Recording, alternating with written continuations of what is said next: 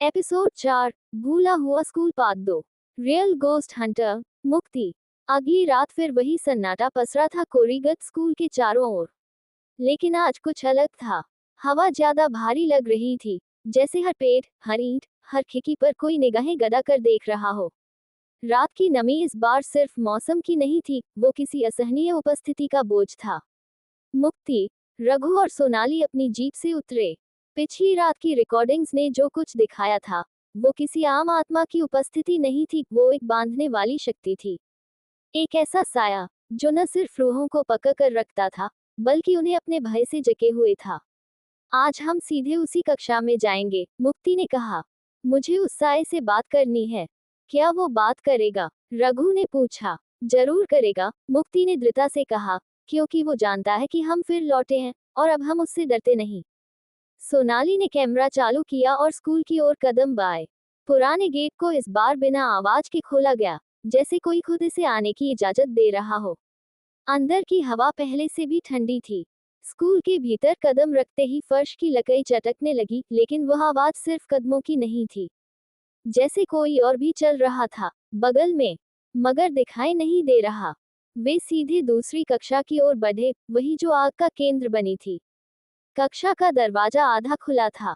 अंदर घना अंधेरा था, लेकिन एक कोने में हल्की पीली रोशनी झिलमिला रही थी, जैसे कोई मोमबत्ती वहां खुद से जल रही हो। मुक्ति ने अपनी आंखें बंद की और मंत्रों का जाप धीमे धीमे शुरू किया। हवा की गति एकाएक बढ़ गई। कमरे में पड़ी कुर्सियां अपने आप हिलने लगी, खिड़कियां थरथराने लगी, और तभी दीवारों पर स्याह परछाइयां तैरने लगी। तुम यहाँ क्या करने आए हो? एक कर्कश आवाज गूंजी। साया फिर सामने आया, अब पहले से अधिक स्पष्ट। एक लंबा, झुका हुआ आकार, चेहरा अस्पष्ट, लेकिन आंखें जैसे दो अंगारे। हम उन बच्चों को आजाद कराने आए हैं, जिन्हें तुमने सालों से बांध रखा है, मुक्ति ने कहा, बिना डरे। वो अब मेरे हैं। उन्होंने मुझे चुना, अपनी मौत के बाद, परछाई ने कहा। झूठ, मुक्ति ने ठहर कर कहा। बच्चों को डराकर उनके साथ रहना चुनाव नहीं होता। वो मासूम आत्माएं थीं, और तुमने उन्हें कैद किया। साया हंसा, एक खौफनाक, कपपाती हंसी। मैं वही शिक्षक हूँ, जिसने उन्हें उस आग से बचाने की कोशिश की, पर बचा नहीं पाया। अब वही मेरी दुनिया है, और यही रहेंगे। तीनों चौंक गए। तुम अध्यापक थे, रघु फुसफुसाया। साया थोड़ी देर चुप रहा, फिर उसकी आवाज में एक टूटी हुई पीड़ा झलकी। मेरा नाम श्रीकांत था, मैं दूसरी कक्षा का अध्यापक था। उस दिन स्कूल में कुछ अजीब घटा। बिजली चली गई थी, और तभी एक अलमारी से धुआं निकला। काला, जहरीला, असामान्य। सब कुछ पलों में बदल गया।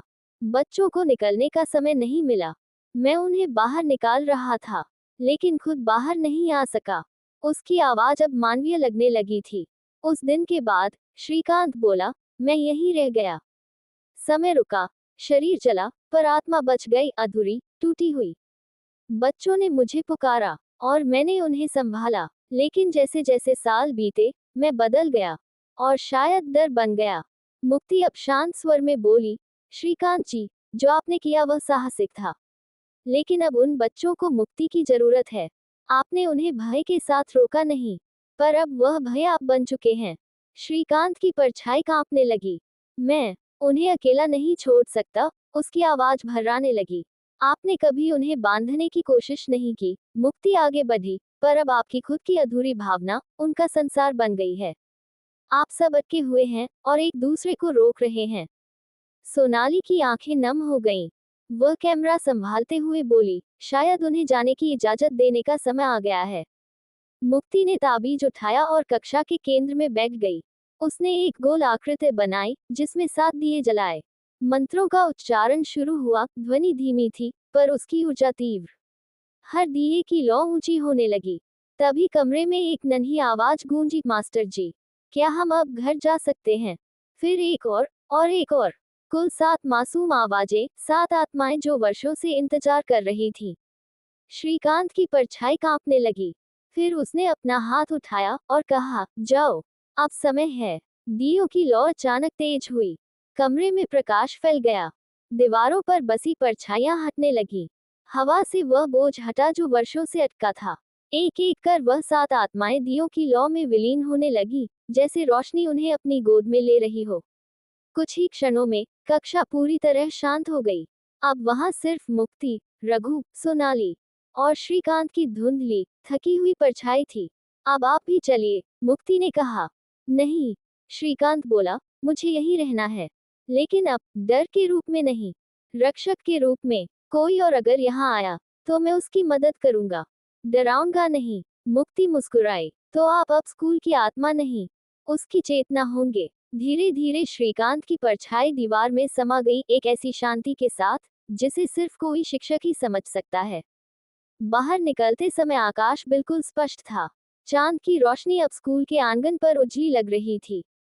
वो चले गए, सोनाली ने धीमे से कहा।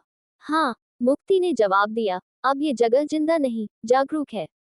और यही आत्मा की असली मुक्ति है। रघु ने ईएमएफ मीटर की स्क्रीन पर देखा, अब वहां कुछ नहीं था, एकदम स्थिर। सुनते रहिए रियल गोस्ट हंटर, मुक्ति।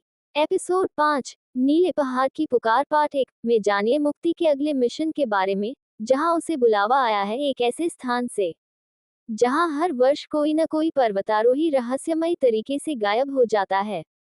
अगर आपको ये स्टोरीज पसंद आ रही है तो लाइक, कमेंट और शेयर करना ना भूले। और हाँ, हमारे चैनल को सब्सक्राइब जरूर करें ताकि न्यू एपिसोड्स की नोटिफिकेशन आपको मिलती रहे।